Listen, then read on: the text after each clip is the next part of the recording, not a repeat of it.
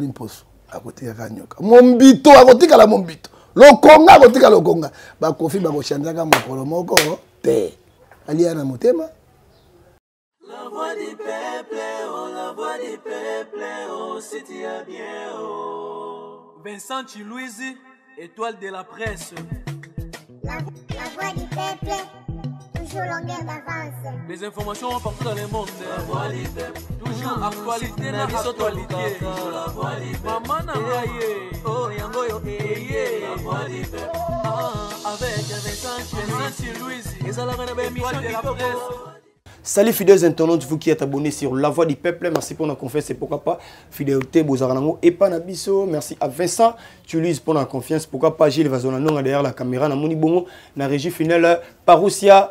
Et ça, yo merci aussi à Charles Kimbongo, agence de voyage Inition Business Cargo, agence de voyage au bateau Toubana pour savoir qui est Dubaï. Beaucoup de Charles Kimbongo Motema grâce à Moyola Patrona. Merci aussi à Willy Mouchen, le véritable ELSL code mondial. Pourquoi pas à Papa Eric Moukweso Masolo, Maison Ephraim, la Maison Ephraim.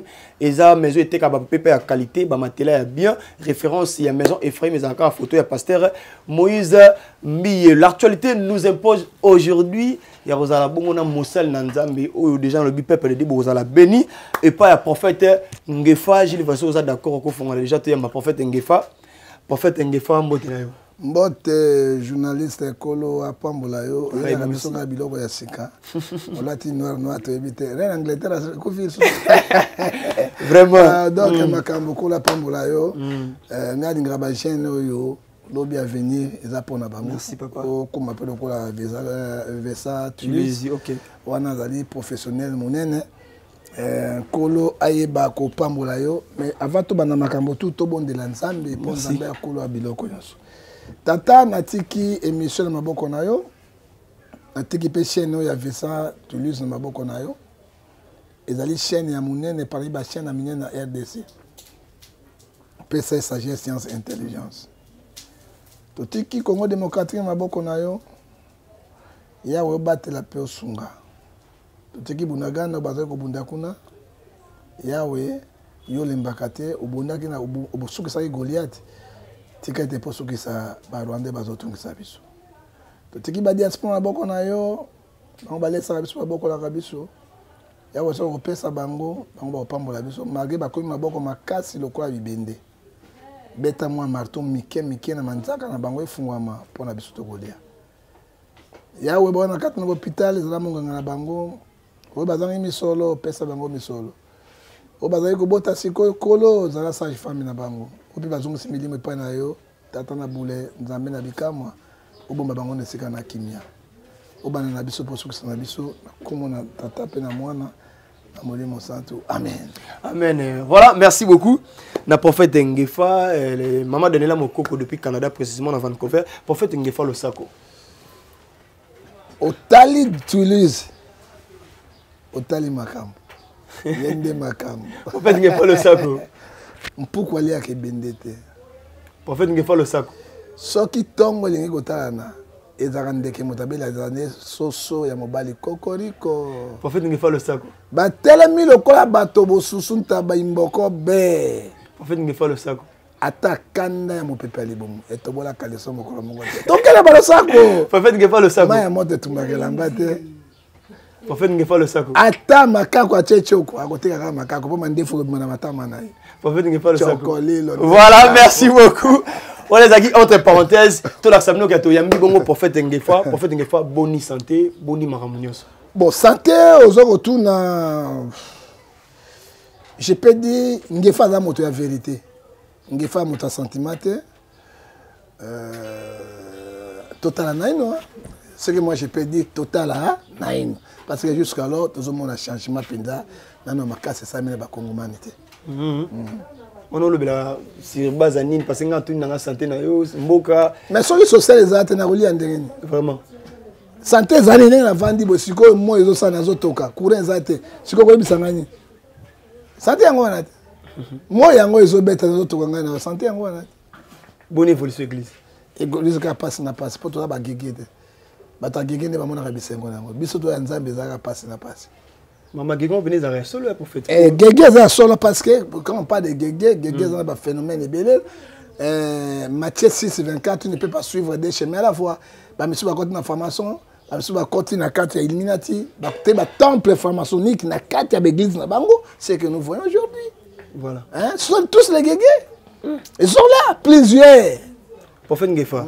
Et ça, la marane, parce que verset bibliquement, au but tout autant, répète, aux aranakobanga, yango, yakoloba, ne jugez pas, mais oui.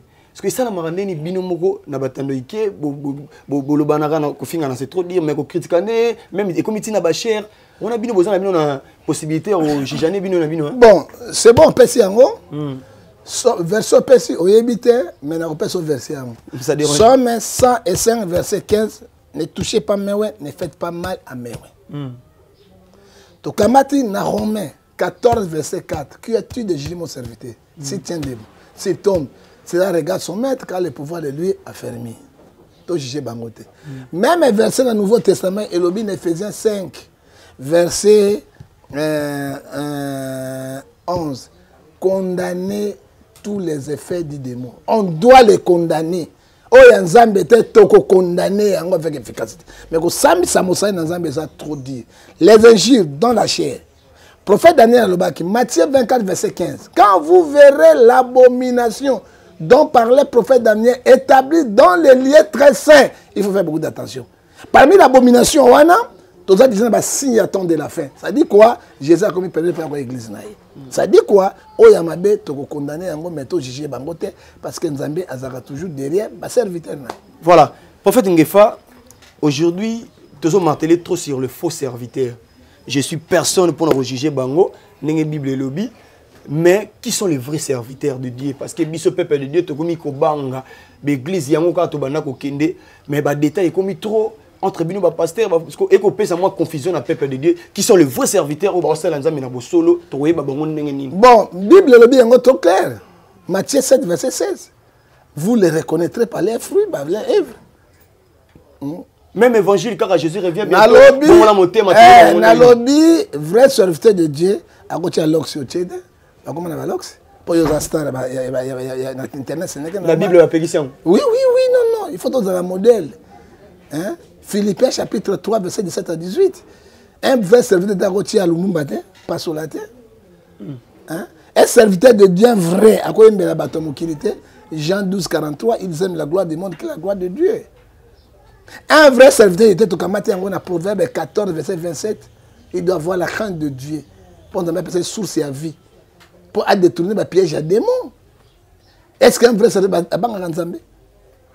Un vrai serviteur de Dieu, un vrai serviteur de Dieu, il doit avoir le fruit du Saint-Esprit. C'est Galates 5, verset 22, l'amour, la patience, la bienveillance.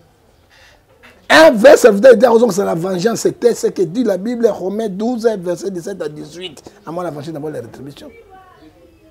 Un vrai serviteur de Dieu doit marcher avec l'obéissance, la sanctification, la sainteté. Hein?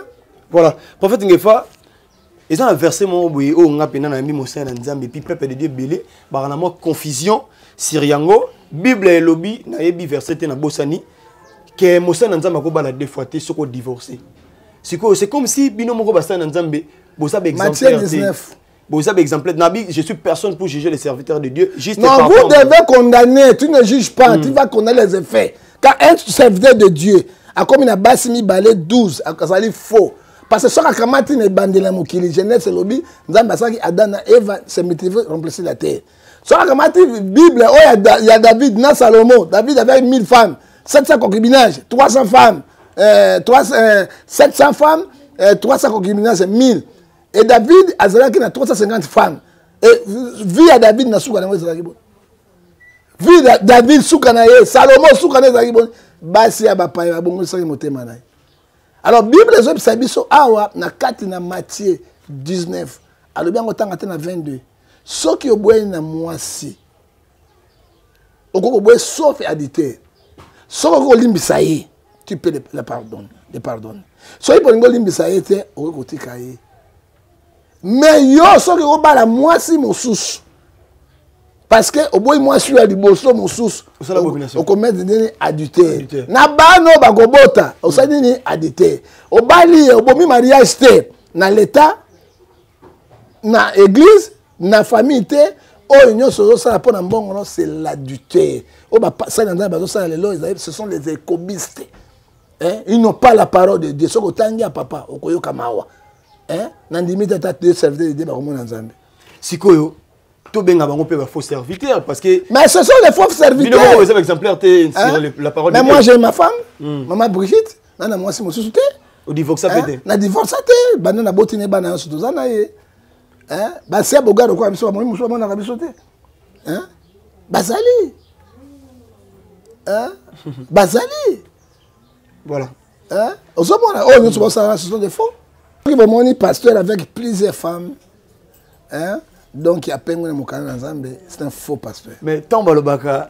ba bengo nini na bible et qui me rendeni et qui me rendeni parce que batanga Moïse après on va plusieurs fois Moïse tout ça mais on est allé ancien alliance nouvelle alliance yeso lobby mais totanga pas ancien testament juste yeso lobby totanga nano makambo zo bana Matthieu 19 parce que nouvelle alliance les autres la nouvelle alliance tu ya kalaté mais ba tout babala ki basi on est belé oui bi conséquence na bango Bible monsieur ezali trop clair hein Bible ezali surtout makambo be kobiste Bible beti c'était makasi hein les lo bana nzambe ba pasteur belé ba baby lelo à cause na biloko na bango wana awa na 19 Matthieu 19 ayibisi biso boy le temps à mokana na nzambe Matthieu 19 et le Bible. Alors Bible. Lorsque Jésus-Christ acheva le discours, Matthieu 19, verset 1 à 10, il quitta Galilée, allait dans le territoire de Judée, au-delà des Jourdains. Une grande foule le suivit, et là, il guérit les malades. Les pharisiens l'aborda et dire pour l'éprouver, est-il permis à un homme de répudier sa femme pour un motif quelconque?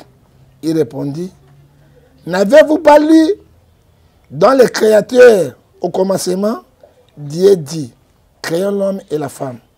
5. Qu'il dit, c'est pourquoi l'homme quittera son père et sa mère s'attachera à une femme, les deux deviendront une chair. La Bible est claire, monsieur. La Bible est trop claire. Quand tu le fais, tu es déjà un adultère, un impudique, un jobiste, hein, un maquilliste. Hein, parce que la Bible ne nous permet pas dans le Nouveau Testament. Hein, le Nouveau Testament, l'Ancien Testament c'est l'ombre. Lumière c'est le Nouveau Testament. Au commencement, Dieu a créé la femme et l'homme. Des hommes vont se réunir. Il viendra ces hommes. Voilà. Merci beaucoup pour faire toi avancer Nabiso. Malgré les actualités, tout le monde bino tout beau tomogaki et tant au pasteur il faut qu'au ciel à l'obaki qui est à l'ingara Branham que collègue Jésus. Mais il y a mon soit zone pour défendre Jésus est mon à l'oba yango que au linga pe serviteur nanga collègue ngai. Moi te que moi contradiction yesu aloba yango te koleka serviteur bokosala miracle koleka nga na foi na bino ce n'est pas okolinga serviteur kolinga ye hein frère oyebi balifokuson les enfants obabengi égarés ce sont les moutons noirs mais ça fait tika baye respect nini nanga la difonga la doyen moi je suis évêque moi je suis évêque il faut qu'on puisse avoir respect mingi nazali évêque voilà nazali mosala nzambe mukete ok so tolongoyi bamukuna tolongoyi basonika futa bamutombo banini babiso bangefa tolandi na badenilesi biso bangefa tolandi nous sommes les évêques ozozwanga nani ntango mwana ane egare bifo tokosinga nzela ntango mwana atelemeli papa na ye baruti pasteur baruti que je l'aime et je le salue en passant un véritable pasteur un modèle l'icône docteur Jésus. Hein? À sauter les mélaïs, ça dit quoi? Matthieu 15, verset 4 à 5. C'est la malédiction. Hein? Frère Branham est mort à lobby. Moi, je ne suis pas Dieu. Il a beaucoup écrit. Je suis un pécheur. Son ami Branham a le côté parce que Romains 3 dit que personne n'est juste devant Dieu. Hein? À la gloria, de babota côté de Bissau. Tanga bimia. Papa, nous avons monté mana. Tout bazar mité mes bêtes là-bas. OK? Mais c'est comme ça. Yo tikanga na lomba, tikanga mais surtout la question. Attendez le discours, ça dit quoi? Dieu moko il faut dire ciel en 2014, qu'est-ce qu'il a dit? Qu'est-ce qu'il a dit? Moto oyo akoloba Branham bazali mwana nzambe, obi okumisa nzambe, azali inhumain, azali nyama. Et un maudit. Le foko. 2000 combien? 14. 14. OK. Il faut dire ciel a zongi le sous awa, jamais Branham plus que Dieu. Un enfant rebelle. Ésaïe 30 verset 1 à 4 pour accumuler les péchés sur péché. Hein? Banana libebi. Hein? Alors, Deutéronome 30 verset 15 et Deutéronome 30 verset 15 à 16 et le Bible. Et le Bible biso boy. Alors, la malédiction et comme il a bateau basala kamabe pe o bakokoya nakati na libebi na bango. Deutéronome 6 verset 5 et le Bible. Tu aimeras l'Éternel ton Dieu dans votre cœur, dans l'âme et ta force. Tu aimeras Jésus-Christ comme sauveur Seigneur. Dans zoto na yo, na âme na yo, pe na motema na. Comment okoki kolinga Branham azali moto lokola biso par rapport à Nzambe. Ça dit quoi? L'esprit d'égarement est dans le cœur de l'Ifoko du ciel. Il ne sait pas me demander pardon. Je prêche dans mon église. C'est l'église de Dieu, monsieur. C'est l'église de Dieu. Hein? Donc, il y a un mot à faire l'autre côté. Mais Nzambe a fait l'autre. Oui, la Bible, c'est Deutéronome 30, verset 15 à 16. Je mets devant toi la vie et la mort. Choisissez. Il faut quoi, Luka? Voilà, merci beaucoup. Il faut quoi, Luka? Voilà. Merci beaucoup, prophète Ngefa. Tout qui m'en a moqué, mon pasteur et tout mon église, parce que c'était une obligation pour moi, on a mis mon sein dans mais tout quand taper moi détail église, parce que peuple de Dieu belé, bah nous tout n'a pas de question, sur les commentaires de ce monde, bah vidéo bah le bas, tout y a peine dans la musique, prophète. Dernièrement tout le monde internet c'est n'engana qui par rapport à Koffi Olomide, n'engana qui après tout y est sur les détails, n'engana simba qui danseuse, n'engana simba. À la taille Mobodo Sabine. Tout le monde est sur une simba qui danseuse et n'engana qui peine internet. Vidéo l'histoire na répétition couper ça Cindy les cœurs bisous ba te belé pe ba critiquer ngo Koffi Olomide a ko sala bongo nini et puis chose étonnante maman li a 5 divorce pesangai le sako tatangefa nyoka atalo ngoli mposo akote ya nyoka mombito akotika la mombito lokonga akotika lokonga ba Koffi ba ko chanjaka mokolo moko te na vie question ngwana ali ya ko sa divorce te pour ali ya na motema. Nalobi papa, omoni bana nga basi. Kitoko. Hein? No ya suka ya 13 ans wana. Soko moni ba vrai chéri. Conseil na kopesa bana na nga basi. Na nyokoli mama. Wala bana na yo bana na ngai. OK. Bato misato bo bana bango te. So bo souffrir na vie te. Na tie journaliste zo ba kpin na tie yo na kat. Tena na yo kité na bangi. Ana yo zo ba nga na lobi na hotel ngeni. Na tie ba journaliste te. Ba tu na nga na ko tie bango te. Parce biso bango, to ba sibo moko. Bato bo misato. Abenga bana nga. Soki olingoza na kimia te. Papa ko za na mbongo za te na kimia. Hein? Au Bible c'est sur la Proverbe 19 verset 1. Vaut mieux manger pain sec sans levain, mais une maison pleine de viande avec des querelles. Bible c'est sur la Hébreu 12-14 chercher la paix, motema ezoki. Batubo misato ko bala bangote. Ya liboso ko bala musicien te. Oko souffrir, et de la chrétien, et de la mondaie. Oko souffrir. Pour que soit bambanda moko. Hein, moté mané ko tobuka, oza vivant boé vivant oza tobuka. ko bala yete ata ba otama ba camion na bango na ben. Est-ce que ba mission nyos baza mabe prophète? Moyaka moka finisa moyaka mosusu na bi moyaka. Yebisa na mission na vérité. Na lotanga komote be. Na mona wela sonne hein. Ba benga basali la paix. Mwana mwasi moko tala engongas. Asimimi de boy wela vandi boy. Mwasi ne mapata kuna. Pikiti pikiti pikiti pikiti pikiti pikiti.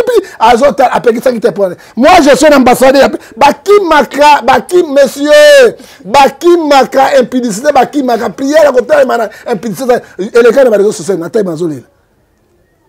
Yoka oui. Vraiment. On a même continuer la banque. Pikiti pikiti pikiti. Si quoi ndenge nini mobile ya bato. Ça dit quoi? Ce sont des autres mêmes plumage. Ko bala musicien te. Ko bala soda te. Même comme général, ko bala yete. Pona réseau ba soda zani. Réseau ba soda? Soda kaka molimo kaka boy. Ko botola ko bomba bana makile belé. Pe ko bala ba pasteur te. Ah prophète.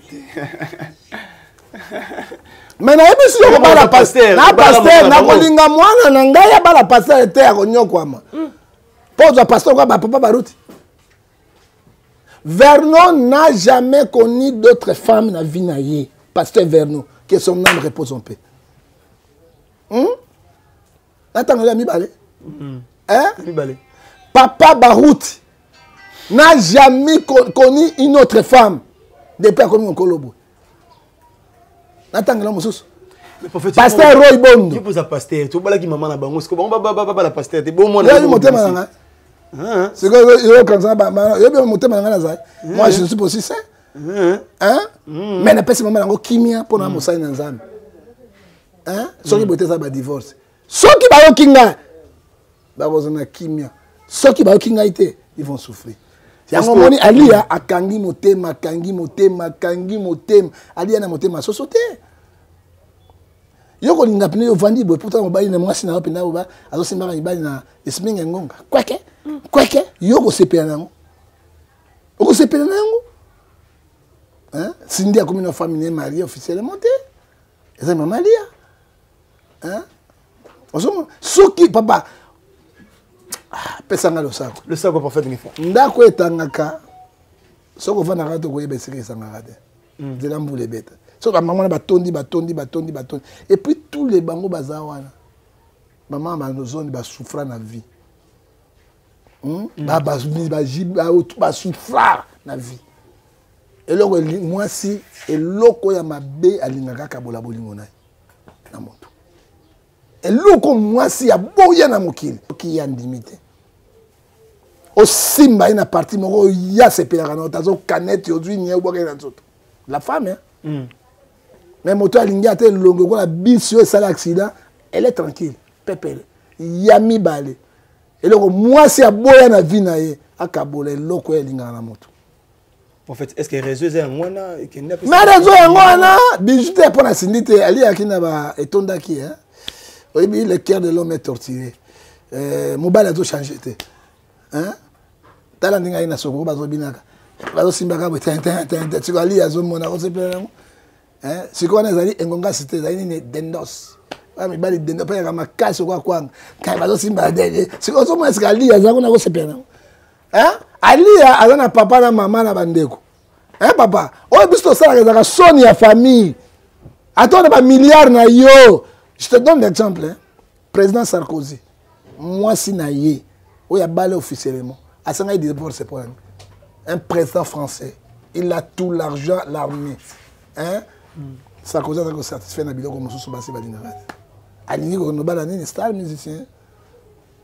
Donc pour le prophète Ngefa na boulay ko pesa pe moi conseil parce que peut-être ça conseil motayo kaka motayo bi vérité na bango zakanza nzambe il fallait confier bongwam ay bapé apena mwasi mama lia kitoko mingi hein voilà métis to mundele hein mais soko moni ya konda pour quoi soucier les cas ngana papa ba bana basi OK soko meki mwana nga mwasi boy ngana no beto bimponda parce que pas nga basala ki bien ko nyokola été le bangana kufa la nyokwama. Moi j'aime mes filles hein.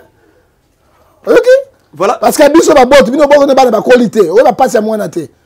O su ba na basi ona elle coûte cher mais on va passer dans côté na ko ngaka na kimia ata pesinga le côté mais ba koko na bazala bien yé pas na kimia ko sepelisa ngai ata na kufi mais na ko sepelisa kana na boka ba oui ke na mona na mbongo ebele ba souffraka Proverbe 19 verset 1 vaut mieux manger pain sans levain sans beurre une maison pleine de viande avec les nyomididi. Voilà. Et ça qui pour moi. Tu as ce détail qu'on a été vraiment parce que terrain est un peu moins glissant, hein? Glissant, tu peux pas conseil bon. Alias maman Lia a se décidé dans ndenge na ye. Bon, na mona ba bengi a fait divorce, bon, tu es bien là quand ça divorce, c'est que l'honneur la gloire revient à Dieu. Voilà, merci beaucoup, ça langage que prophète Ngefa. Voilà. Voilà, merci beaucoup. Vérité. Ok, merci beaucoup. Le s'engage que pasteur Ngefa. T'es kanga le la pierre t'es Yesu. Avant na Yesu t'es kanga. Jida d'escalier t'es Yesu. Ah ngana mbanga. Voilà, merci beaucoup. Prophète Ngefa, tu comme commencer pendant la souka. Voilà, bah tu tenir sur le lobby mais en fait tout au lit misanga. Aux hommes aussi, nous avons le bilan ça la bien. Le 29 octobre, Stade des Martyrs. 2 Corinthiens chapitre 6, verset 14 à 15, il n'y a pas la relation de ténèbres et la lumière. Nalinga gotu nanga monsieur Lobi. Jour nini, docteur Jésus, Papa Barouti, Alpha Omega, au commencement l'état de la Père Papa Wana. Parce qu'il y a un modèle. Papa Kelani modèle. Mais oui. Docteur Jésus, Alpha, Omega, on commence voilà Jésus. Jésus. Voilà grand-mère.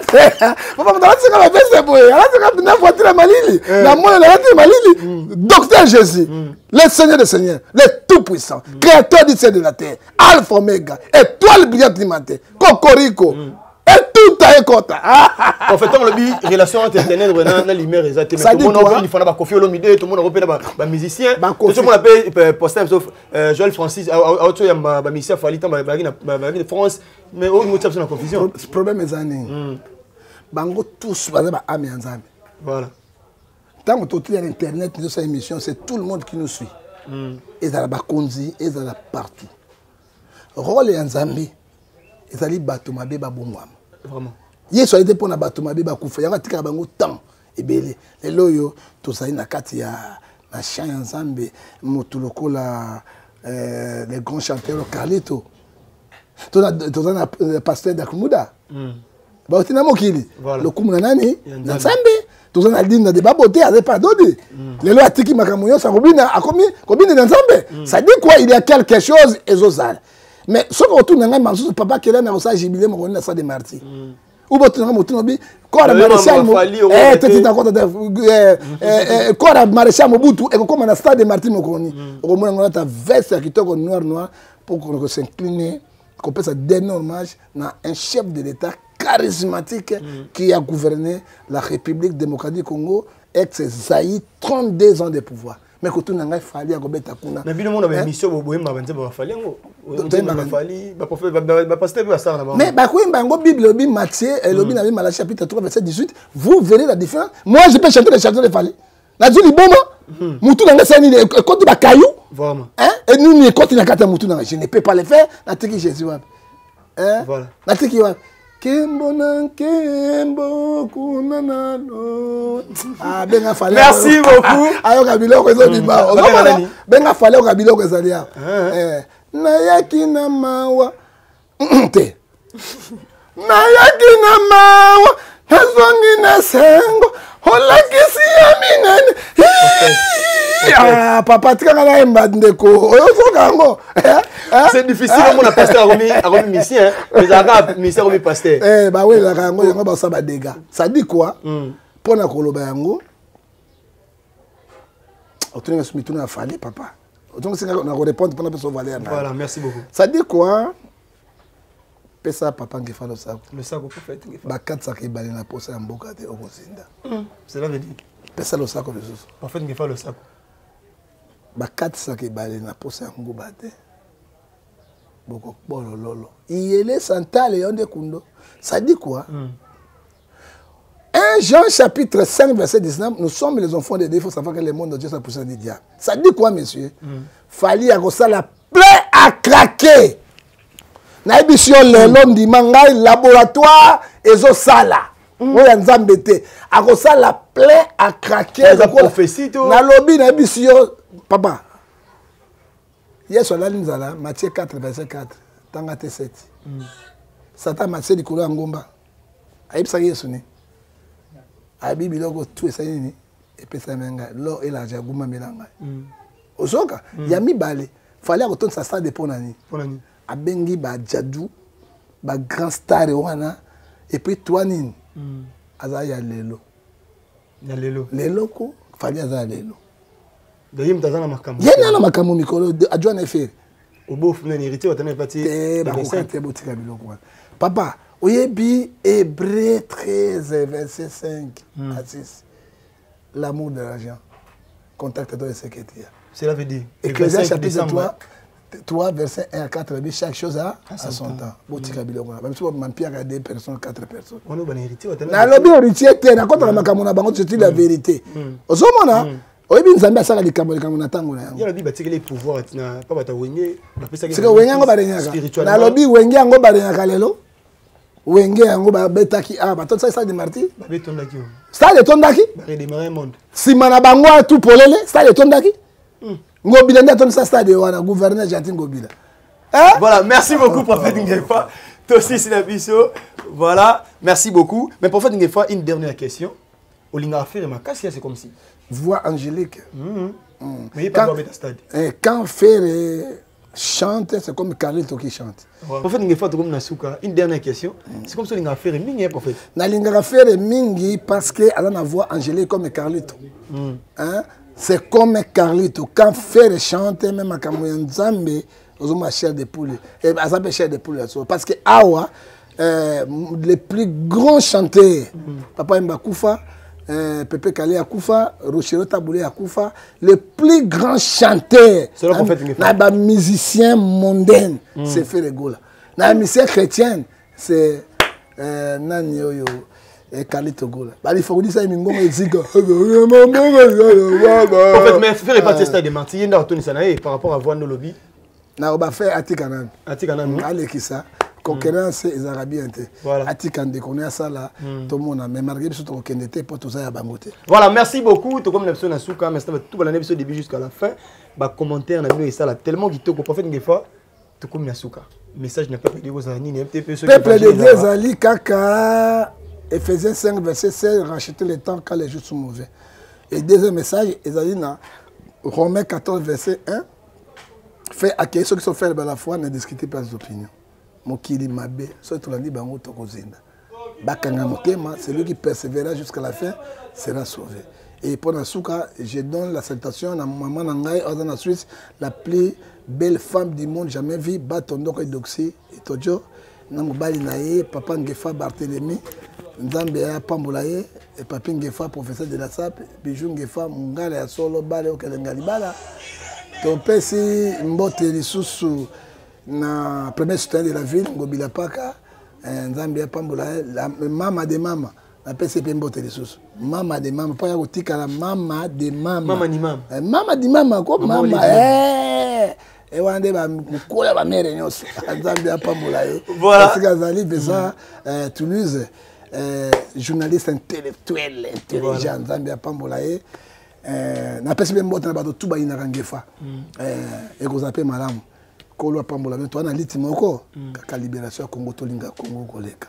Na pesi na bami bomolo otobengi gaisola maboko banke na kati ya Anverse Nzambe Pambolaye Gloria de Babote Nina et gaisola 6600 votes Simba Gloria tamo oka. Voilà, merci beaucoup prophète Ngefa, merci na Vincent Tulis pour la confiance, pourquoi pas Gilles Vazolamnon derrière la caméra, par ça et ça, la régie finale, pourquoi pas aussi à Charles Kimbongo, Moté Maya Grâce, la patronne, donc depuis Dubaï, dans le Bibongo, agence César Moko, Initiation Business Cargo, Initiation Cargo Business, donc agence c'est un voyage, tout on a posé ça la tourisme à Dubaï, Charles Kimbongo, pour vraiment assumer ma notion. Merci aussi à maman Daniela Mokoko, pourquoi pas à le véritable et le seul code mondial, lui c'est ya Willy Mouchen. Merci. Restez branchés sur la voix du peuple. On se retrouve juste prochainement. Merci. Tunanga nini Koko ma papa lopango na République démocratique du Congo ekomi jemukie ekomi nango pamba ekomi facile grâce à Objectif Habitat oyo apesi ba Congolais opportunité occasion basomba lupangu na prix ya dara s'il vous plaît. Terrain, il y a 20 mètres sur 20 et Zali côté kama na 2500 $ américains au PC cash. Okoki kosomba pe na ndenga nyongo kasi na 3500 $ américains au PC caution, il y a 1500 $ américains. Oyo kotikala au fouti pendant 5 mois s'il vous plaît.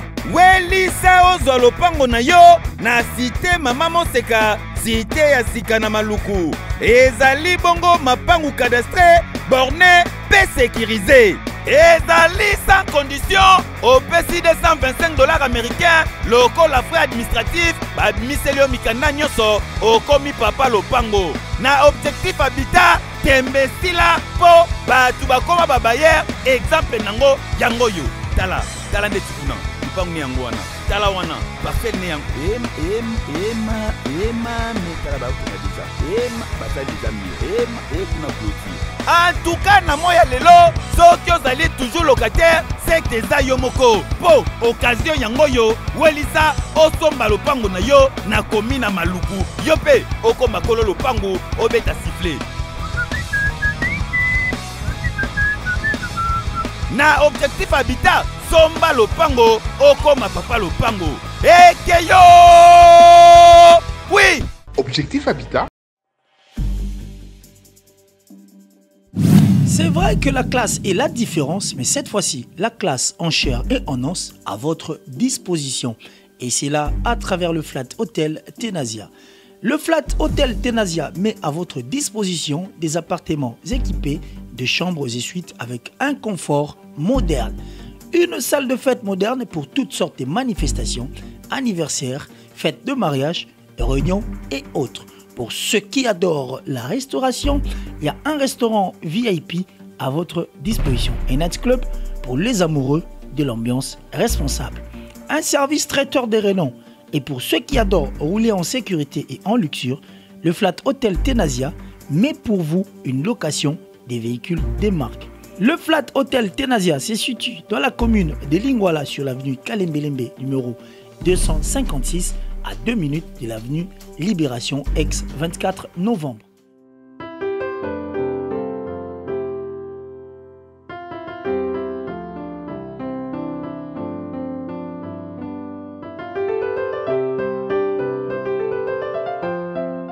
Le Flat Hotel Tenasia, la classe, la sécurité, l'assurance en chair et en os.